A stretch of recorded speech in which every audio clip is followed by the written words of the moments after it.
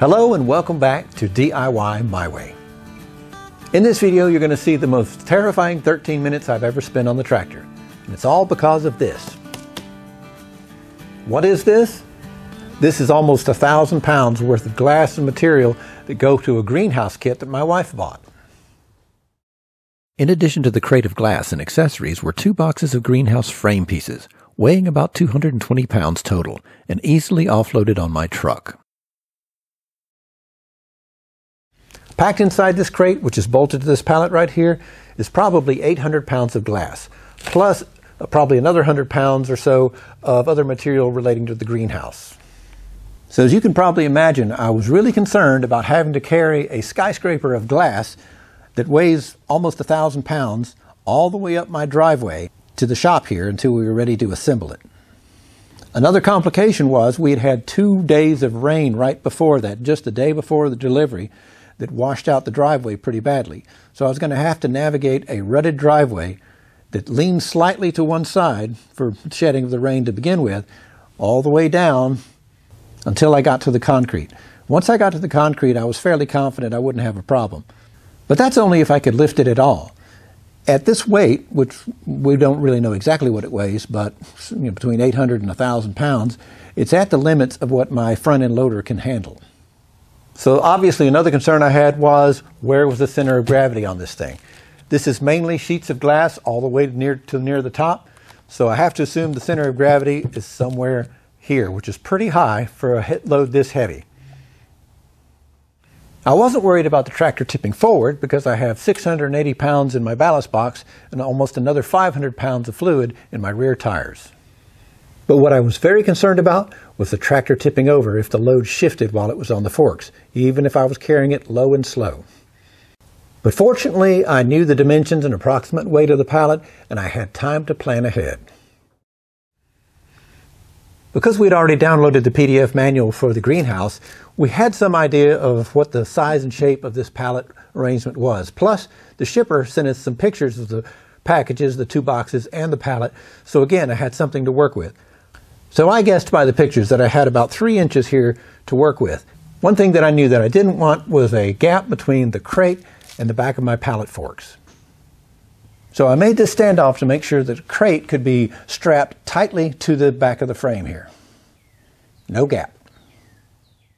It was very simple to make. Just a few pieces of old 2x4s screwed together and 2 holding brackets made from some 1x6 scraps. Also, since I knew that coming back up the driveway the slight downhill slope would be on this side, and the pallet forks would need to be moved in 1 notch to fit the pallet, I moved this fork in so that the center of gravity would be shifted uphill just a tad, giving me a little more margin from the tipping point. Delivery day. I was too focused on nobody dying to remember to mount the cameras on the tractor, but my wife served as videographer and project manager. I'm helping Richard the truck driver position the pallet on the liftgate, as close to the edge as we dare, then lower it to about a foot off the ground. There was no way I was going to attempt to pick up that top-heavy pallet from that high. The truck is on a slight uphill slope and the liftgate sags a little under the weight of the pallet, and I'm worried it might fall off if the gate lurches while lowering it. So my wife says out loud what I was thinking already. Oh, it looks like it's gonna. It is. Do you want to put the tractor fork against the edge of it?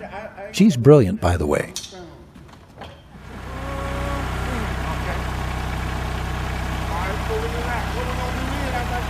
We're gonna let it down. Will it let down right there? Yep. Okay.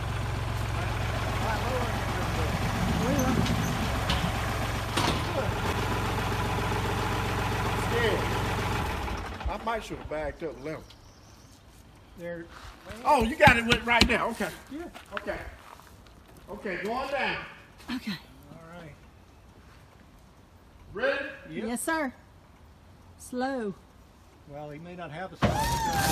Whoa, okay. Wait a minute. You gotta back up just a all the way down. Whoa.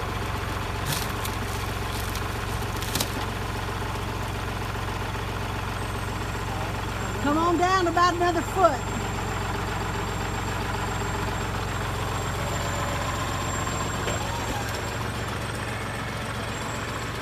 going all the way? About a foot off the ground. Well, right there. That went well.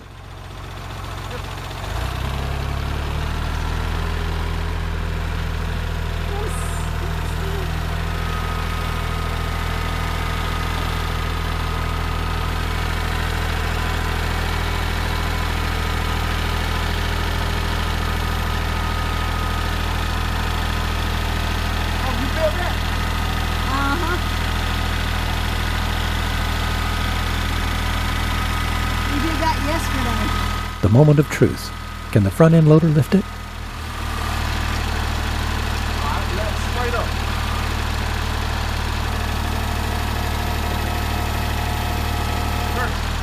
Yes, it can. What a big relief that is. Then we strap it at the bottom, in the middle, and at the top on the uphill side to keep it from rocking side to side. It's crucial that the pallet cannot shift or rock during the move. And now begins the 13-minute ride of terror to the shop. Don't worry, you won't have to watch every minute of it. Those dangling straps are a hazard, so my wife fixes it while I lower the load as low as possible.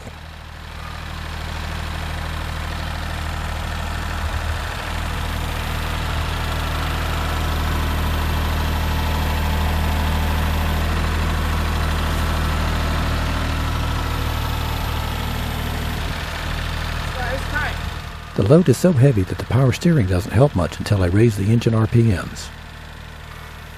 By the way, what if my loader couldn't lift the pallet? My plan was to have the truck driver lower the liftgate out from under the forks once I had them at transport height. The loader can carry more than it can lift. But what if I had to set the forks down for any reason on the trip to the shop? I had a plan A and a plan B. Plan A was to use my pry bar, which I was carrying in the ballast box, as a lever to add a few hundred pounds of extra lift while I operated the loader controller. If that wasn't enough, plan B was to have my floor jack on the ready to help get the load airborne again. But I was so glad the loader could lift it.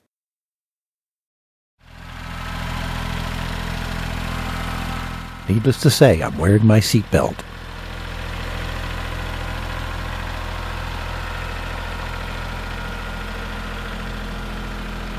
I think you can see why it was a 13-minute ride to the shop and why it had to be.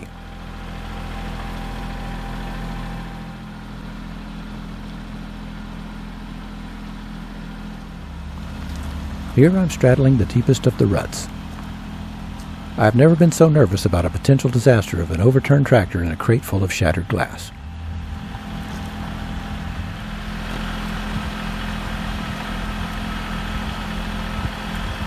By the way, I have the transmission in low range to be sure I go slow.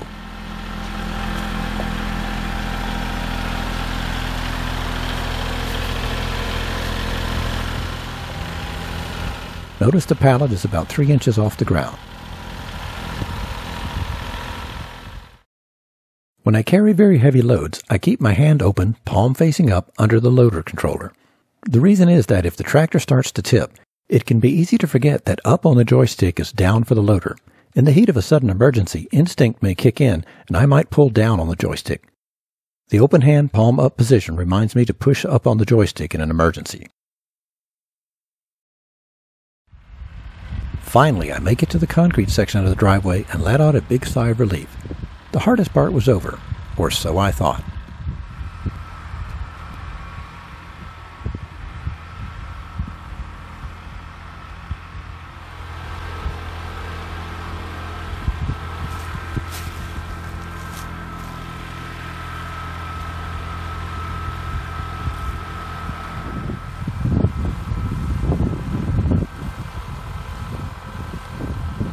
All was well until I got to about here, where as I turned toward the shop, the tractor leaned to my left more than anywhere else on the driveway because of the slope of this gravel drive. My pucker factor was through the roof right then. Notice the pallet is dragging on the ground on one side, and my wife was signaling me to raise up the forks, but I wasn't going to risk it, so I gladly collected some gravel along the way.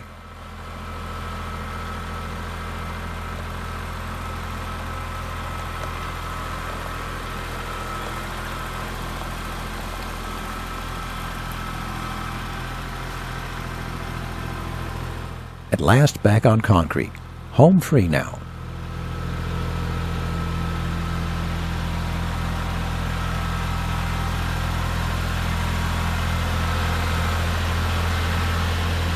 I bring the pallet well into the shop and set it down behind and between where Big Orange and the Ranger live.